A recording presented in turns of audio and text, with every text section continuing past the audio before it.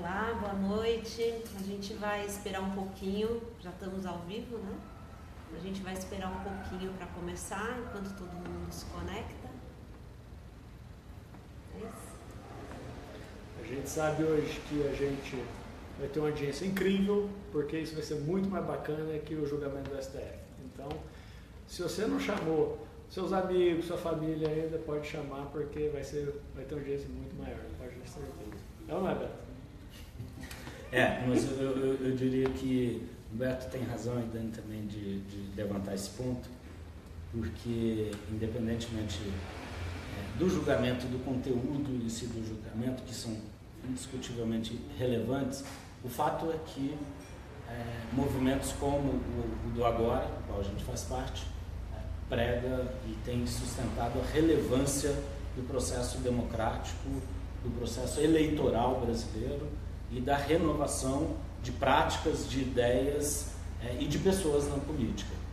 E isso passa por um fortalecimento indiscutível da própria democracia e da reafirmação da relevância das eleições. Acho que uma forma de começar como valores esse bate-papo, que eu tenho certeza que compartilho com o Beto, compartilho com a Dani, tais valores, é reafirmar também a importância do processo eleitoral, da nossa democracia e, portanto, da participação da sociedade agora em outubro para reafirmação de representação política no Brasil.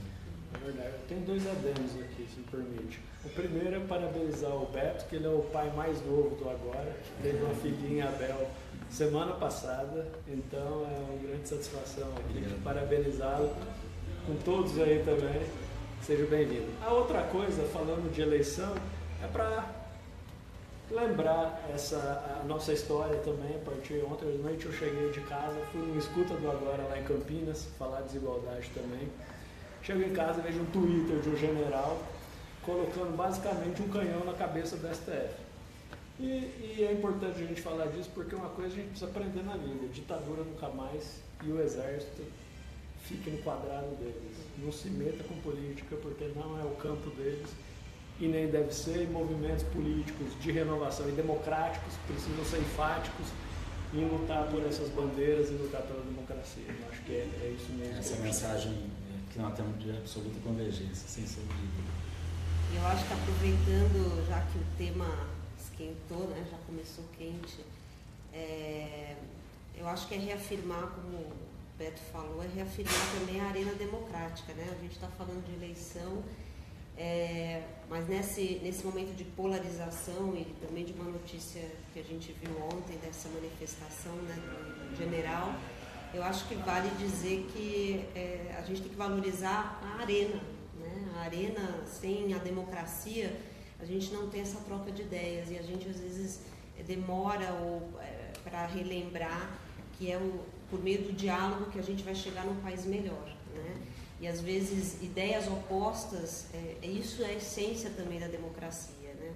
E eu acho que esse momento de tantas manifestações e da polarização, a gente esquece que de valorizar a arena que nós estamos, né? Se a discordância ela é boa, ela não é ruim, ela não é para ser algo que a gente possa deixar de lado, né? Num ambiente democrático que a gente vai poder discutir soluções, né? Falando em arena, eu acho que talvez a gente possa começar as introduções. Vocês vão ver que aqui as pessoas jogaram por diferentes times, mas todos são do time da democracia, que é um time maior que todos os outros. Isso é importante frisar. Talvez a Dani possa começar então, porque a nossa mediadora, a nossa chefe aqui do diálogo. Bom, então a gente vamos dar o início, todo mundo já reuniu a família. Bom, eu sou Daniela Castro, faço parte do Movimento Agora, sou advogada, economista. O tema da desigualdade é para mim um tema muito caro. Trabalhei desde a iniciativa privada até o setor público, né, que é onde as políticas acontecem. Então, faço parte do movimento que tem 11 grupos temáticos. Então, agora discute temas sobre a agenda nacional Esse é um encontro, mais um encontro, uma transmissão para discutir um desses grupos. Tivemos 2, saúde e segurança. Então esse é o a terceira transmissão, né, que nós fazemos para colocar também, discutir com todos que quiserem participar dos temas relevantes dessa agenda que nós estamos propondo para o país. Então, fico muito feliz de estar aqui. Vocês vão ver que é um tema que a gente fala pouco no Brasil, mas a gente está falando das regras desse jogo, né? Nós estamos falando das políticas que vão dividir a riqueza do nosso país e que vão definir, que vai definir também o futuro. Então, se a gente também não falar desse ambiente, né, que define essas políticas, a gente vai ter dificuldade de encontrar as soluções nos diversos temas que a gente tem, saúde, educação. Então vai ser um tema, não é um tema que a gente fale muito, mas é um tema muito relevante para colocar na agenda política do país. Então essa pequena introdução antes. Por ordem alfabética? Idade. Né? Tá bom. Bom, meu nome é Beto Vasconcelos, eu também sou integrante do Agora, sou advogado de Minas Gerais, formação em São Paulo, tive um período longo na administração pública federal, no governo federal, trabalhei diretamente com políticas públicas, muitas delas relacionadas ao enfrentamento de desigualdades no país. Voltei agora à atividade, a morar em São Paulo, então atividade de advocacia, e não me refutei, nem vou me refutar e nem me recusar a participar de movimentos tal como o do Agora. Participamos juntos também em outros movimentos, como o Nova Democracia, que tem propósito de discutir a arena democrática, fortalecimento da democracia, das eleições no Brasil e uma reforma política e eleitoral, que temos feito juntos isso, em outros grupos discutindo outros temas, e no Agora um grupo plural, com matizes ideológicas distintas, e origens e currículos na atividade pública distintos. Tivemos os 3 passagens por governos com ideologias distintas, mas estamos sentados fora das trincheiras para a construção de propostas, para a construção de soluções, no nosso entendimento, que passam por uma renovação de ideias, uma renovação de práticas, uma renovação geracional também, que transforme a realidade do país. E um dos temas principais que nós elegemos desde o primeiro momento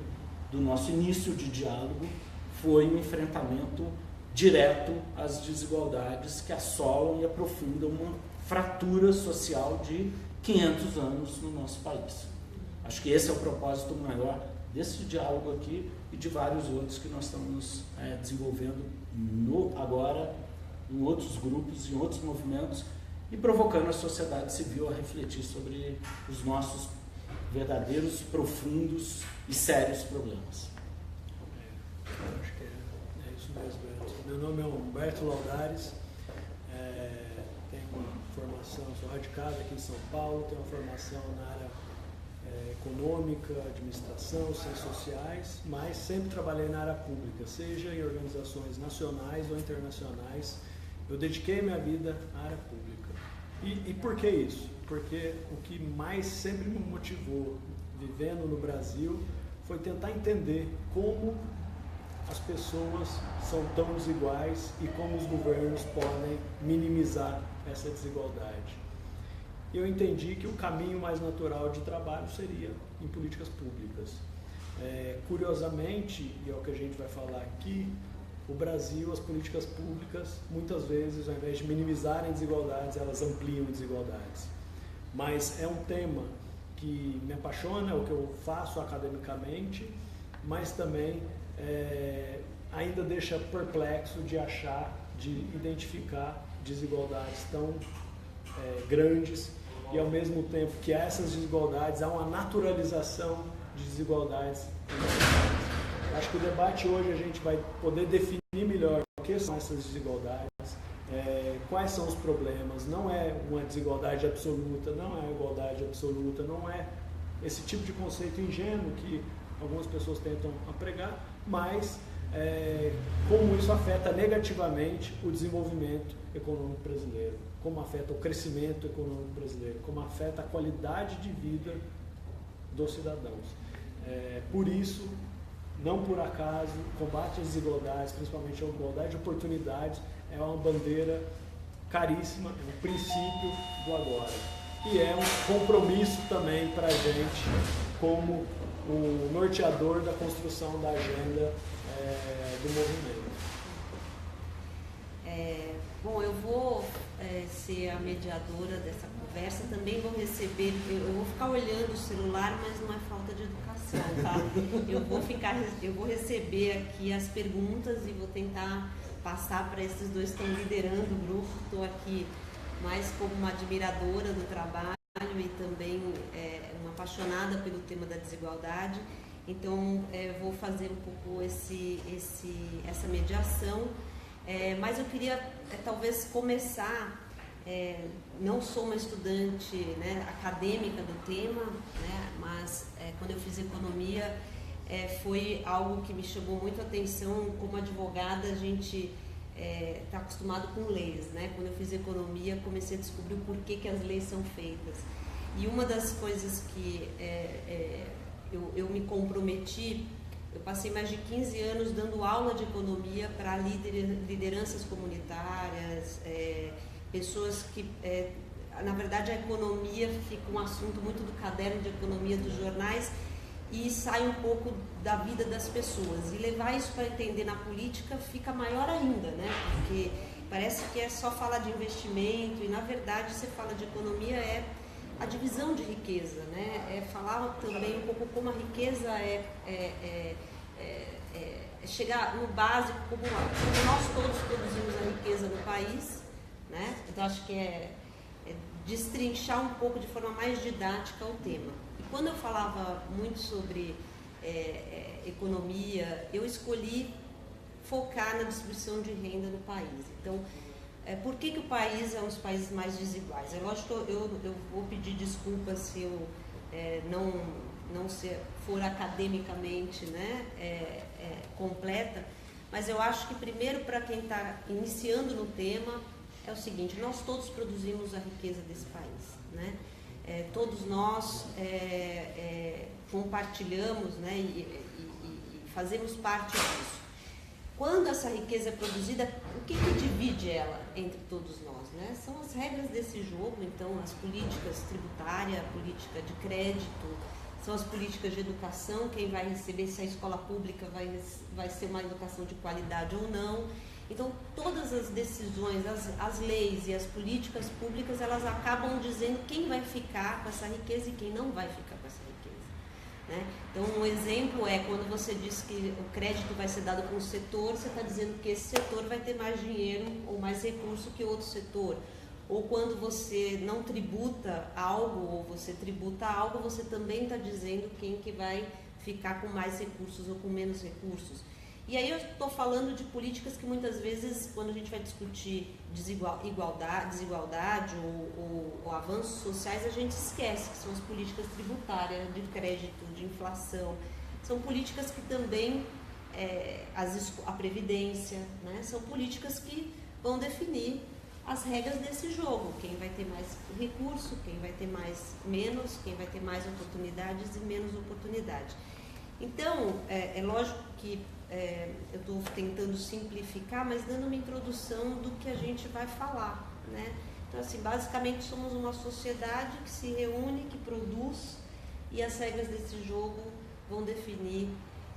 E o que define hoje, assim, eu termino com a constatação, somos um país e um dos países mais desiguais do mundo. Por quê, né? Acho que mostrar primeiro esse dado, acho que se discute pouco, se entra pouco nessa questão, porque falar de tributo, divisão de renda, etc., é um tema que a gente aqui ficou um pouco tímido de tratar, seja pela paixão que isso gera, mas se não enfrentar, a gente não vai mudar o país a longo prazo, como acho que você falou, impede o nosso crescimento. Fiz uma introdução grande, porque eu sou realmente apaixonada pelo tema, mas é um pouco para colocar do que a gente está falando, né? Então eu passo aqui. Obrigado, foi ótima introdução. E a primeira coisa de desigualdade, eu acho que é importante a gente falar quando pensa, é em pobreza. Eu falo assim, mas qual que é o problema da desigualdade? O problema é a pobreza. E esse é um falso dilema. É um falso dilema porque quando a gente olha o quadro global, por exemplo, de pobreza, e você pensa a cada 1,2 segundos, uma pessoa no mundo sai da linha de extrema pobreza. Em 1990, a Organização das Nações Unidas havia acordado os países reduzirem a pobreza pela metade, até 2015. Em 2010, eles atingiram essa meta. Em pouco mais, em praticamente 30 anos, mais de 1 bilhão de pessoas saíram da linha de pobreza extrema. É muita coisa. Se você pegar o gráfico de redução, e aqui eu posso mostrar para vocês, e desculpa porque economista tem essas coisas, gente. Eles gostam de gráfico. A gente vai ver uma redução ascendente da pobreza global. E qual que é a novidade aqui? A novidade é que os dois países puxaram essa redução de pobreza de forma mais acentuada, China e Índia. China, em 1980, tinha 88% da população abaixo da linha de pobreza. Em 2013, esse dado era de 2%. E é, obviamente, uma população muito grande, assim como a da Índia. A Índia tinha, basicamente, uns 45% de pessoas abaixo da linha de pobreza. E em 2013, esse número passou para quase um pouco mais de 20%. E o que é a linha de pobreza? Segundo o Banco Mundial, que é uma organização que estuda de maneira bastante séria essa medição e atualizou essa medida recentemente, a pessoa que vive com menos de 1,9 dólares por dia. Multiplica por 3, é o cara que vive basicamente com menos de R$6 por dia. É pobreza extrema que a gente está falando aqui, naturalmente. Mas o fato é que a riqueza, a pobreza diminuiu. E no Brasil não foi diferente. Tem uma frase do Amartya Sen, que é um economista indiano incrível, ganhou o prêmio Nobel até, que é assim: a pobreza não é só falta de dinheiro, é não ter a capacidade de uma pessoa se desenvolver plenamente como ser humano. Então, quando a gente pensa na pobreza do mundo, por menor que ela seja, por mais séria tenha sido a queda dela, ainda há muita gente pobre, e enquanto a pobreza não tem jeito de sossegar. Mas mesmo assim, a pobreza cai, o que a gente tem visto no mundo é outra coisa, a desigualdade sobe. E aqui há diferentes tipos de desigualdades. Obviamente, o que a gente mais pensa imediatamente é a desigualdade de renda. Mas há desigualdade de riqueza, desigualdade de patrimônio, desigualdade de acesso a serviços públicos, desigualdade de gênero, desigualdade racial. E cada um tem uma dinâmica diferente e tem impactos, seja de curto ou longo prazo, distintos nas sociedades, nas populações, em termos de bem-estar e mesmo de poder aquisitivo. E aqui está um desafio, mesmo desigualdade regional, né? No Brasil isso é um tema, não só no Brasil, em vários países, mas no Brasil isso é um tema bastante complexo. Então, aqui que a gente chama atenção para essa riqueza que é o tema das desigualdades. E é um tema extremamente apaixonante, que a gente vai tentar tocar de algum jeito. Antes de entrar nisso com um pouco mais profundidade, eu acho importante mostrar os números que a Dani mencionou. Se a gente pega o índice de Gini, parametrizado internacionalmente, compara os países, olha o dado de 2015. Importante você falar.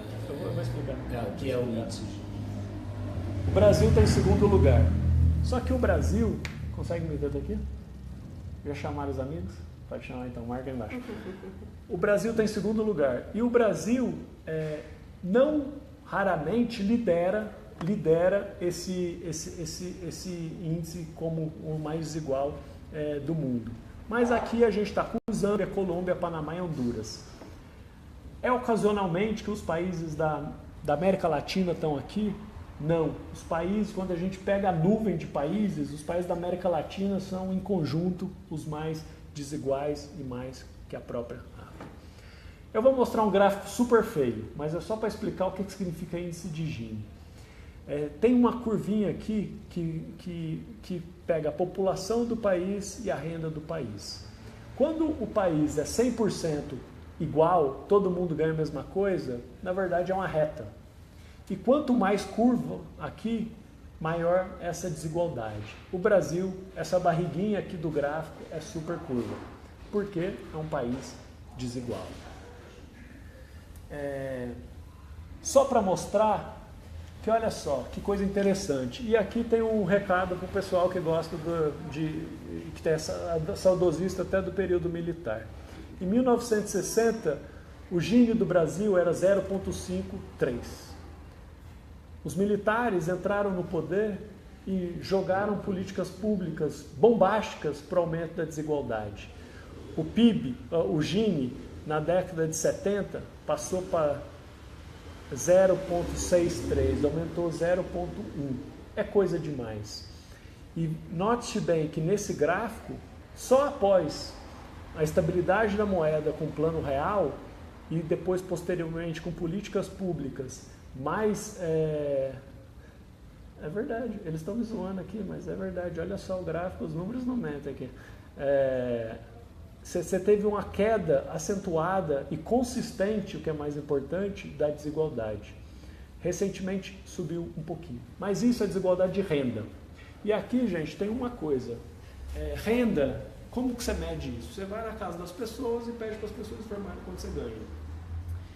Com o tempo, aliás, recentemente, alguns economistas viram que isso não reflete necessariamente a diferença do que as pessoas têm. Se você pergunta quanto você ganha, é diferente de tudo que você tem e o que você ganha de renda a partir desse capital. Esse trabalho foi basicamente liderado, embora não é o único economista que trabalha com isso, pelo Piketty, que lançou o livro Capital do Século XXI. E tem dados interessantes. A coisa mais interessante aqui, que poucas pessoas às vezes leem no jornal uma opinião e começam a replicar, é que o cara construiu uma base de dados incrível, porque é uma coisa nova. E quando você pega para medir o efeito da desigualdade a partir de outra perspectiva, que é de patrimônio, que é de riqueza, isso dá uma capacidade analítica para entender o fenômeno da desigualdade muito diferente. Inclusive impactar políticas públicas. Veja bem, por esse critério de patrimônio, o Brasil, até um colega meu que veio fazer esse trabalho aqui, que é orientando o Piketty, ele passou ano passado aqui colhendo esses dados para fazer essa comparação internacional. E aí a gente pega os dados do Brasil na questão de desigualdade de patrimônio. Olha só, a gente continua super bem colocado como os mais desiguais. A gente perde aqui para os países árabes, o mesmo nível da Índia, mas ainda mais desigual que a África subsaariana e outros lugares. Eu vou para lá, mas vou te contar aqui tudo que eu estou falando. Porque o que acontece? Quando você pega essa perspectiva, isso chamou atenção muito, principalmente nos países mais desenvolvidos, a desigualdade de riqueza, patrimônio, ela cresceu acentuadamente no mundo inteiro. Literalmente, majoritariamente no mundo inteiro. E o que aconteceu nos anos 2000, foi um ano de bastante estabilidade, era chamada assim a era da estabilidade. E obviamente a estabilidade gera riqueza e a estabilidade também tem a tendência de aumentar a desigualdade. Tem um livro incrível, perturbador na verdade, que ele fala que o argumento do cara é o seguinte, é um sociólogo de Stanford, e ele fala que qualquer política pública nem tem impacto em desigualdade. A desigualdade só reduz uma nação com eventos extremos e externos, guerra, doença ou coisas do tipo. E é super interessante, mas obviamente se você acreditar 100%, você acha que não precisa de política pública nenhuma para reduzir as desigualdades. Quem tiver interesse faz um comentário, eu mando a sugestão depois de leitura. Mas o que a gente vê no mundo desenvolvido, que nem eu falei, é uma queda, é um acentuado aumento dessa desigualdade. Por exemplo, esse gráfico aqui é só dos Estados Unidos. A gente vê que no período do começo dos anos 1900, quando a gente estuda a história americana, vocês devem se lembrar que tem o período dos grandes impérios lá do ferroviário, conglomerado de mineração, de aço. Esse capitalismo era muito concentrado ainda. Depois dos anos 30, de novo com a crise tremenda do sistema financeiro, você tem uma mudança econômica e a desigualdade cai bastante. E volta a subir de maneira muito mais acentuada em 2003, que é o que eu estava falando para vocês, que é uma época de estabilidade, com uma riqueza de criação de novos ativos financeiros, com rendimentos exorbitantes, que obviamente a gente conhece hoje, deu no muro em 2013 e você teve relativamente um pane nesse sistema nesse capitalismo, nesse sistema de acúmulo de riqueza. Quando a gente vê a Europa, ela segue a mesma tendência de aumento de desigualdade, porém num ritmo menos acentuado que nos Estados Unidos. Eu acho uma coisa intuitiva. A Europa é realmente um pouco mais conservadora em adotar alguns tipos de políticas na indústria financeira que o próprio Estados Unidos. E aí vem o Brasil. E aí eu vou mostrar o gráfico para vocês, porque você fala, está aumentando o mundo inteiro. O Brasil não está aumentando. Mas olha só, gente, o Brasil está acima de todos esses países e, consistentemente, ele tem um nível muito elevado e quase constante, é quase uma reta. E a gente pega o dado a partir de 2001, por exemplo, do 1% mais rico no Brasil, ele detém 26% da riqueza do país. 140 mil pessoas no país ganham mais de 120 mil reais por mês e detém 14% de toda a riqueza do Brasil. Esse é o dado que a gente está vendo aqui. E tem uma coisa interessante, eu não vou explicar esse gráfico, é muito complicado, mas o nome é bacana, é a curva do elefante. O que a curva do elefante mostra? E aplica ao mundo, mas também se aplica ao Brasil. Quando a gente pensa na desigualdade de patrimônio no Brasil, aqui, o que acontece houve um aumento da desigualdade dos muito ricos em relação à classe média, mas houve uma diminuição da desigualdade dos mais pobres em relação à classe média. Parte disso, no caso brasileiro, está atrelado também à valorização do salário mínimo. Mas também um crescimento econômico que, pelo menos quem estava na informalidade, se beneficiou dele de alguma forma. O que acontece? A classe média se ferrou no mundo inteiro, basicamente. E esse é um dado consistente que a gente observou nessa tendência mais recente sobre desigualdade. Esse é um panorama geral de desigualdade de gênero. Fala, Beto. Não sei se já posso... Como pode falar? Se posso fazer, já começar um diálogo com você sobre e com vocês, sobre o que a partir desse diagnóstico, o que a gente tem ido para a prancheta e tentado formular como algumas medidas ou o foco das medidas que a gente deve adotar para inverter esses números ou alterá-los significativamente. Você quer falar do fio condutor? Porque isso aqui é um panorama. A próxima parte eu acho que é justamente por que a gente é tão desigual. E aí a gente vai entrar na história. Só colocar algumas coisas que estão aqui nas perguntas, antes de entrar nisso, não sei se vocês vão entrar muito nas soluções.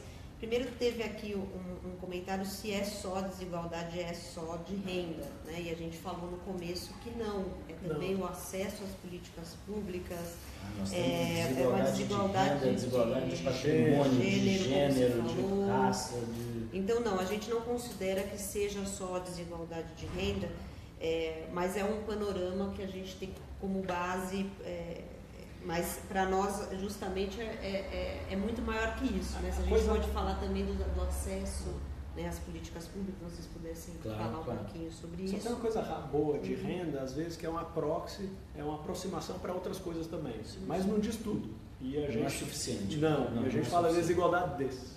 Nós temos várias desigualdades. Mas talvez se o Humberto pudesse responder essa pergunta rapidamente, que ela é extremamente importante, por que então somos tão desiguais? Porque somos tão desiguais. E aí o Beto começou a falar de a gente é desigual e também não é de hoje. A gente tem uma frase aqui que eu acho que sintetiza bastante a nossa mensagem. A desigualdade no Brasil começa na história, passa pela cobrança de impostos e é aprofundada com os gastos públicos. E é uma síntese que eu acho que é da nossa história aqui, ainda de um diagnóstico, mas mais concreto, que a partir dele a gente desenha ou trabalha políticas públicas. Quer falar um pouco da história? E aí eu entro um pouco na sequência da sua frase. Por que historicamente somos tão desiguais? Eu vou falar da história porque é um tema que eu trabalho bastante academicamente, você sabe. E eu trabalho mais na perspectiva da escravidão. Porque quando a gente lê, por exemplo, a literatura histórica, sociológica, é comum você ter uma associação da escravidão com a desigualdade atual. A grande dificuldade aqui, principalmente no universo da economia, que é onde que eu trabalho, você precisa provar por que uma coisa causa a outra. E às vezes é muito difícil, porque como está tudo misturado, não tem jeito de você falar que uma coisa causa a outra, porque pode ser outra coisa. Parece complexo, na verdade é complexo, mas é simples. Você precisa isolar as variáveis ao máximo para tentar identificar que uma explica de fato a outra e não está contaminada por outras variáveis nesse ambiente. O Brasil recebeu metade dos 12 milhões de escravos que saíram da África. Metade. Além de ser o país que mais recebeu escravos, foi o último país a abolir a escravidão nas Américas. E o que a gente faz aqui? A gente usa a linha de Tordesilhas, foi antes do descobrimento do país. O lado português tinha uma vantagem comparativa no comércio de escravos em relação ao lado espanhol. E a partir dessa hipótese, a gente usa a questão territorial, a gente consegue ter uma descontinuidade e mostra que, usando dados do censo imperial antes da abolição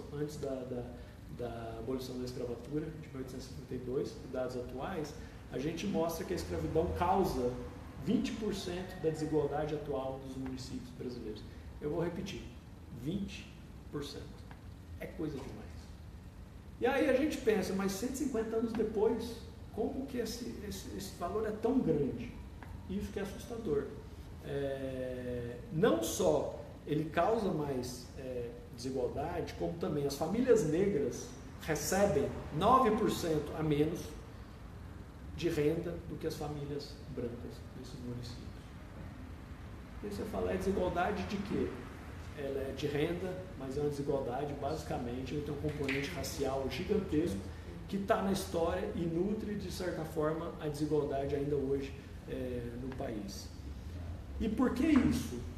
O Estado brasileiro, de certa forma, ele perpetua a desigualdade por meio das políticas públicas. Que é aí que o Beto vai falar. E que eu acho que é o nosso ponto, Dani e Humberto, que a gente tem ao longo desse tempo provocado tanto o debate internamente, querendo provocar na sociedade. Que nós temos um Estado, e esse Estado pode, hoje, se já por muito se melhorou, muito se aperfeiçoou em vários aspectos, em institucionalidade e em construção de políticas públicas voltadas a uma estabilização econômica, em políticas públicas voltadas a uma estruturação de enfrentamento de pobreza no país, de miséria no país, de ajustes das desigualdades e outros inúmeros avanços ocorridos no Estado. Agora, ele ainda é indutor e ele ainda é o melhor veículo para reversão desse quadro. Então, indiscutivelmente, nós todos aqui sustentamos o valor, a importância do Estado e, portanto, a importância da política representativa, participativa, para que a gente direcione o Estado para o tamanho que ele tem que ser, um tamanho adequado para solucionar as nossas mazelas. E as mazelas que o Humberto apontou em todos os números e que a Dani provocou em toda a sua introdução, são as mazelas precípuas principais para a gente superar um estado vergonhoso de coisas e de desigualdades. Humberto mencionou o nosso grau Gini, né, o nosso índice Gini, e o quanto a gente tem ainda de pobreza. É absurdo pensar que nós temos uma população de Portugal inteira no Brasil abaixo da linha de pobreza, na miséria absoluta. É ainda muito indigno pensar que nós temos pobreza. E pobreza, como Humberto e Dani mencionaram, é diferente de desigualdade. Desigualdades, aqui apontadas pelo Humberto e pela Dani, são inúmeras, de renda, de patrimônio e tudo. E como enfrentar isso? O que nós temos proposto, o que nós temos debatido é enfrentar como construir um Estado que não aprofunde desigualdades e, pelo contrário, solucione esses problemas. Em dois aspectos, pelo aspecto da receita e pelo aspecto do investimento, ou do gasto, ou da despesa. Onde o Estado direciona a captura dos recursos que vão financiar a solução dos problemas da sociedade. O que significa captura dos recursos? Tributação.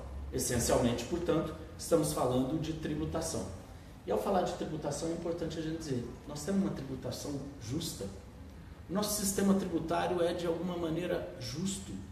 Ele é solucionador, um fator de diminuição das desigualdades, ou ele é um fator de aprofundamento das desigualdades. E na nossa opinião, ele é hoje um sistema tributário, o que a gente chamaria de regressivo, um sistema tributário que aprofunda as diferenças, que aprofunda as desigualdades. E basicamente, para simplificar, e para a gente continuar o bate-papo, para simplificar do porquê que a gente entende este diagnóstico, nós temos um sistema tributário hoje muito pesado no lado dos bens e serviços, pelo lado do consumo. E esse sistema e esse modelo de tributação pelo lado do consumo, bens e serviços, ele é regressivo. Ele é igual para o extremamente pobre e o extremamente rico.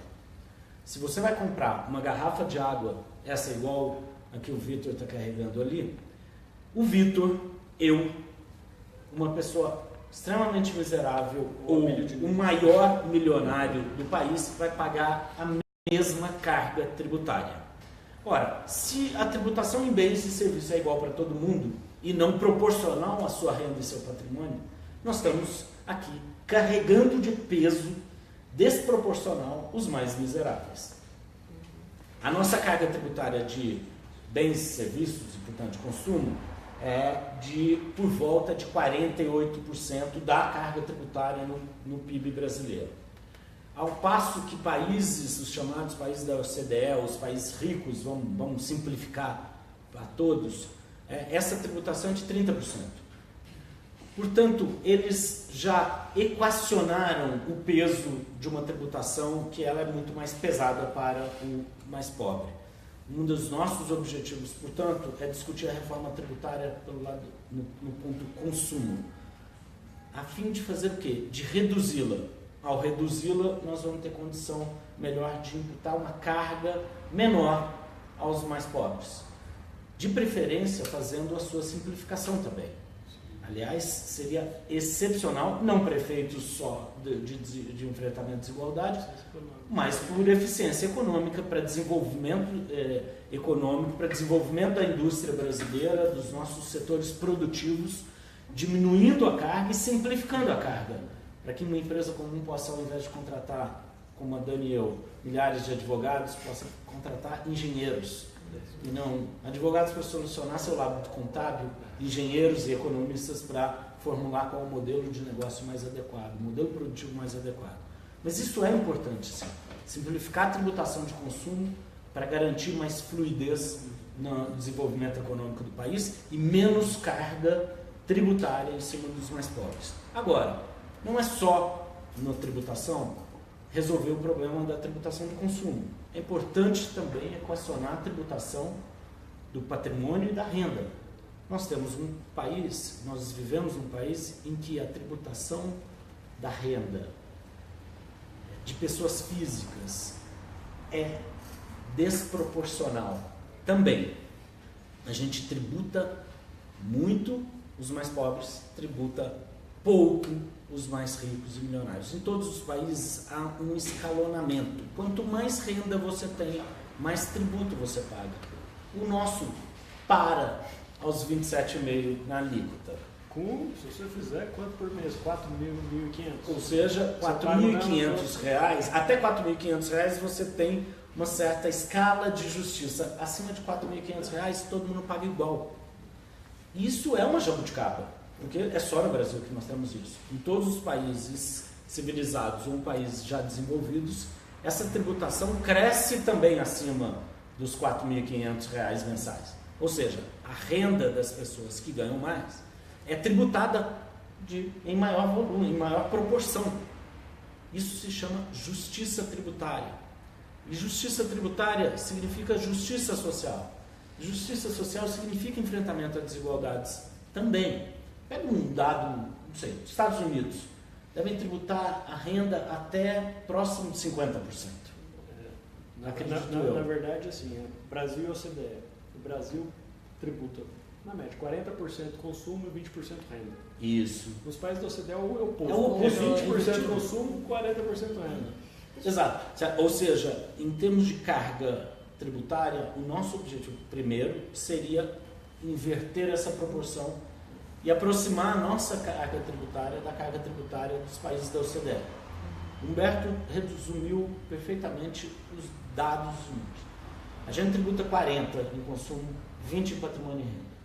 A gente precisa buscar alcançar o contrário, que é exatamente o padrão europeu. Mas dentro da tributação de patrimônio, nós não podemos deixar de considerar, debater a mudança da tributação da renda da pessoa física, a mudança do nosso modelo de tributação de pessoa jurídica, acabar com o pendura, tributação de dividendos. A gente não pode deixar de discutir tributação de herança, que aí já é tributação de patrimônio. Se nós queremos falar em meritocracia, mais do que isso.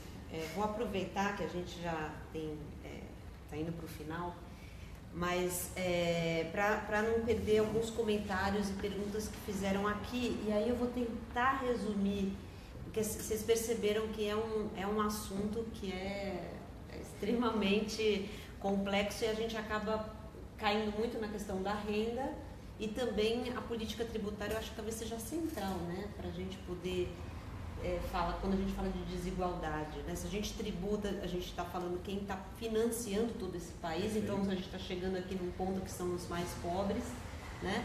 E a gente também falar de como que se gasta isso também é como a gente devolve para quem está pagando. Mas eu vou tentar incluir aqui os comentários e perguntas, de novo passar para vocês para encerrar. Algumas perguntas foram na linha de é só a questão da renda, né, que define a desigualdade, né? Quais são os outros aspectos que a gente falou muito de desigualdade? Teve até uma pergunta que falou sobre se tiver crescimento econômico quer dizer que a desigualdade diminui, né?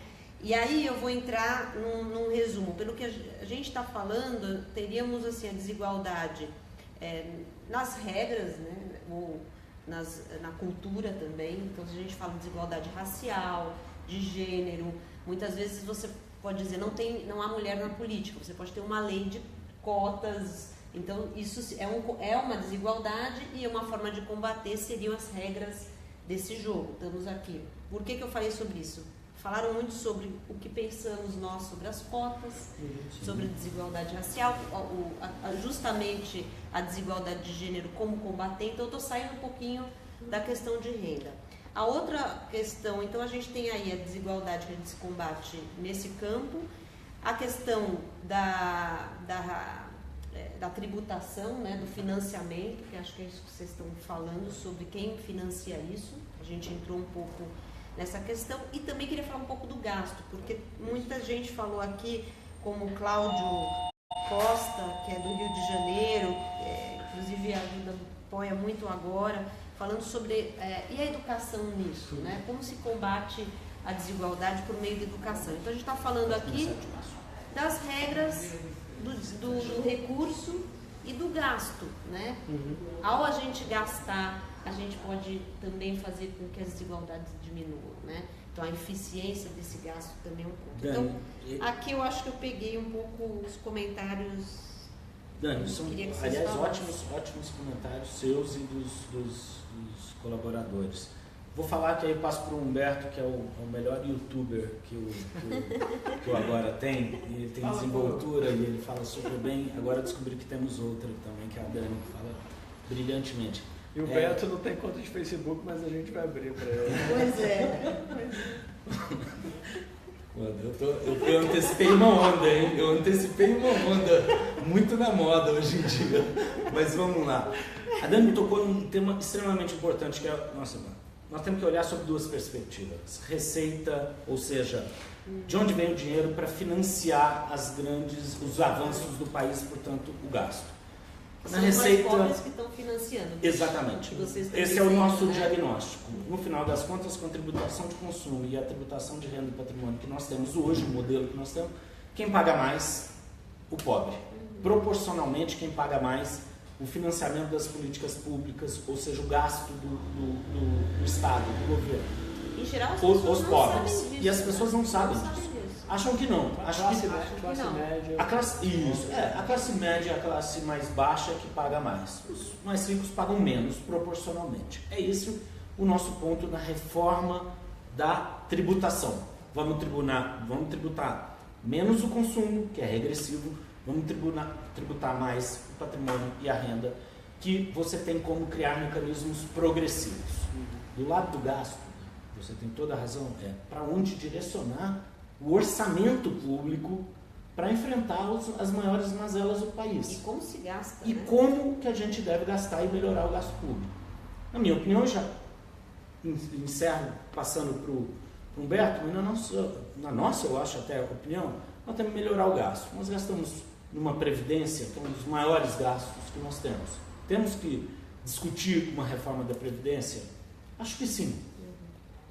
Acho que ela tem que ser feita num momento de legitimidade democrática, isso em primeiro lugar como forma, e no conteúdo acho que ela tem que atingir o ponto principal, onde ela é mais deficitária e mais injusta hoje a Previdência, na minha opinião, no serviço público, e não no regime geral. É necessário reformá-la talvez por um todo? Acho que sim, mas temos que discuti-la na proporção em que ela afeta mais esse problema. E onde ela é mais pesada e mais desigual, ou aprofunda mais desigualdades, é o gasto da previdência pública. Acho que também temos que discutir o estoque, ou seja, as dívidas de grandes devedores da previdência pública brasileira. E os outros gastos... A planície é desigual, né? Totalmente quem você desigual. vai cobrar, quem você não vai cobrar, você já está dizendo. Você já está dizendo como você vai enfrentar isso, sem sombra de dúvida. Benefício fiscal, tem tanta... E aí você entra em pontos fundamentais. Mas saúde e educação, para ficar aqui para passar para o Humberto. Saúde. Garantir acesso à saúde. Acesso à saúde significa médico, assistência e atenção básica na saúde. Prevenção, sobretudo. Na minha opinião, o número de médicos e a qualidade desse atendimento é fundamental para a melhoria da saúde brasileira e, portanto, acesso à saúde, que é enfrentamento a uma desigualdade, que é a dificuldade de acessar a sua própria saúde. E educação, na minha opinião, garantir acesso, seja por cotas, por programas de financiamento, por programas de bolsas, seja também pela inversão do gasto na saúde, ou aumento do gasto na saúde básica e fundamental, e sobretudo o direcionamento de gasto à primeira infância. Se a gente quer investir em algo que possa ser revolucionário, primeira infância é o nosso futuro. É o futuro da Olivia, é o futuro da Bel, E do Felipe. É o futuro do Felipe. E de todas as crianças desse país. E aí eu fecho usando livremente o discurso do Mandela, quando ele falou sobre pobreza, que não é o nosso tema exclusivamente, mas ele dizia: pobreza é um problema criado pelos homens e deve por eles ser solucionado. E desigualdade, eu diria que é a mesma coisa, é um problema que nós criamos e devemos ser nós a solucionar esse problema. E a nossa geração, ela tem essa possibilidade e essa responsabilidade. E tá na hora não de é uma enfrentar. questão, e está na hora de enfrentar isso também. E fala não é uma agora. questão de caridade. Definitivamente não é uma questão de caridade. É uma questão de justiça, é uma questão de dignidade e humanismo. Nós queremos viver em que mundo, afinal? É isso mesmo. Comentários rápidos sobre essa questão que eles estão falando. Primeiro, quando a gente vai discutir debate econômico, que as pessoas são mais ortodoxas ou heterodoxas, os ortodoxos defendem uma taxação neutra. Ou seja, o pobre e o rico pagam a mesma coisa proporcionalmente. Os heterodoxos, ou mais progressistas, defendem uma taxação progressiva. No Brasil, ela é regressiva. Não é Então, nenhum nem o outro. cara depois do imposto ele sai mais pobre relativamente que o mais rico. Então é assim, gente, a gente vive num mundo bizarro. Por que não muda? E aí é importante. Você cobra de toda pessoa que foi governador de estado, por que não muda? Porque os estados têm um lobby gigante para não mudar, porque eles vão perder, inclusive, o caixa do ICMS. Isso é o que trava a reforma. E isso é bizarro, isso é inaceitável. Os políticos também não querem perder o balcão de negociação que eles vão dar incentivo aqui, ali ou acolá. Então, é um debate nacional que precisa ser feito e precisa ser enfrentado. O combate às desigualdades no Brasil precisa enfrentar corporações, tanto na receita como no gasto, invariavelmente. A questão das cotas. Eu falei da pesquisa que a gente fez sobre escravidão, e é feita até hoje.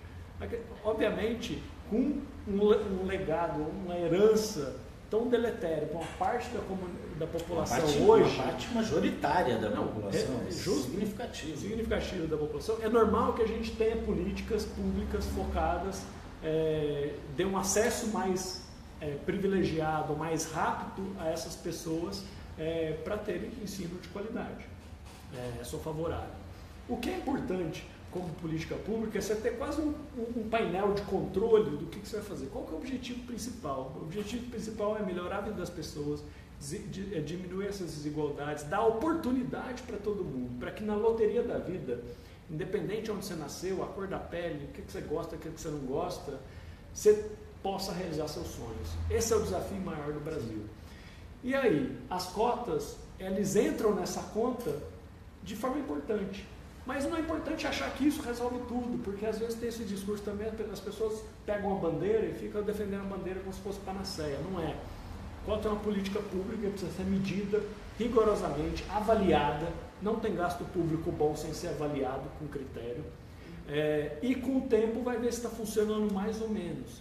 Ao mesmo tempo, você tem a questão educacional, que é fundamental ter investimentos maciços de qualidade por longo prazo, para que na loteria da vida, se você estuda em qualquer lugar, você consegue passar na USP, na Unicamp, na Unifesp, aonde você quiser, aonde você sonhar. Isso é importante porque é a visão de política pública de como você vai fazer esses gastos, medindo, avaliando, baseado em evidências e o público-alvo. E aí, quando a gente pega toda a parte regressiva dos gastos públicos, seja previdência, universidades, acesso a saneamento, é uma coisa bizarra. Dados da ANA desse ano, Agência Nacional das Águas, 60% das casas do Brasil não tem acesso a saneamento. Você acha que, se você comparar Morumbi com Paraisópolis, são do lado, aonde que não deve... Se você tiver que chutar, não terá saneamento. Então é disso que a gente está falando. São desigualdades profundas que impedem com que o cara, na loteria da vida, tenha privilégio, tenha possibilidade de ter uma qualidade de vida maior. E aí você vai precisar definir o público-alvo, ter políticas públicas focadas, bem avaliadas e ter certeza que o investimento público tem retorno. E esse retorno gera desenvolvimento. Combater as desigualdades no Brasil tem retorno para todos. E isso é uma coisa que a gente precisa ter o compromisso, inclusive coragem de enfrentar corporações que pensam nele, mas não pensam no coletivo. Eu acho que isso está no DNA do agora, e por isso que a gente está hoje aqui à noite batendo um papo com essa galera toda.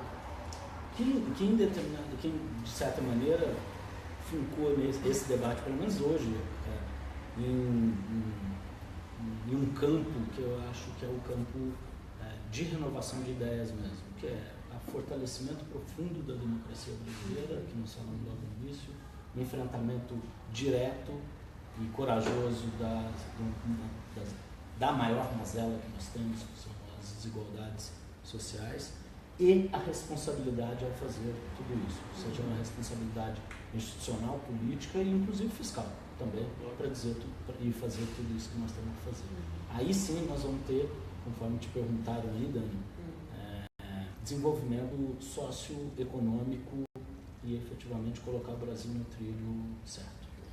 E eu acho que você terminou bem, a gente já está indo, né, para o encerramento, mas falar de como a gente precisa pensar no coletivo, né, enfrentar corporações ou enfrentar, mesmo a ter mais responsabilidade ao assumir políticas públicas, quem assume pensar que tem um papel de olhar o coletivo antes de tudo, né? Mesmo muitas boas intenções, às vezes as pessoas esquecem, usam orçamentos que claramente vão sempre para os mais ricos, sejam nas cidades, e às vezes não sabem nem o que fazer com isso. Então, olhar sempre o coletivo. E hoje, num dia de hoje, né, e a gente começou falando sobre essa importância da gente pensar mais no país, né?